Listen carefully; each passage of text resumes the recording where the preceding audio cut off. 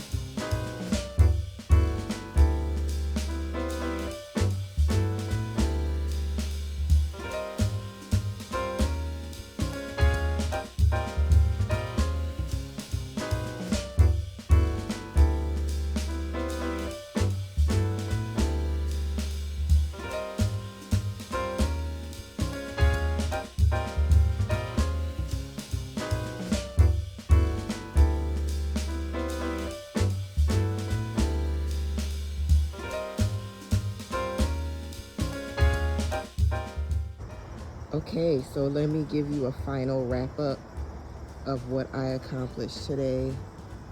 I was able to clean up. You see, they're gone. The cucumber plants are gone. I cleaned up this area. I was able to anchor the peppers with the goal that they will continue to grow and they won't break over if there's like any storm or if the stems get a little bit too heavy. And I'm hoping this little one here, now that I've tied it, will grow better. So we do have like peppers coming in here. I sat up the tomato plants so that they can, you know, continue to grow. They're doing well. I hope they continue to do well. A lot of tomatoes are coming in.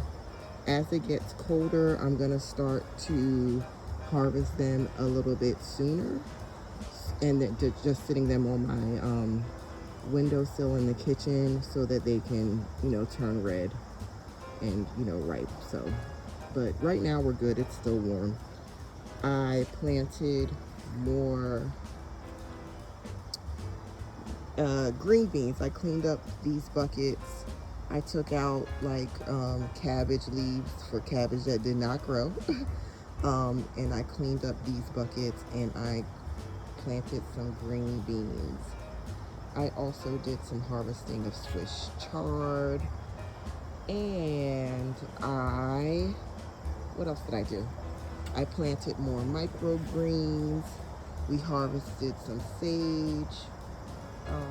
So overall, we're doing good. We're still doing good in the garden. We're doing good. We're doing good. I'm researching more fall plants, fall and winter plants that I can get into some seed into dirt and potentially grow. So that's what I'm working on now.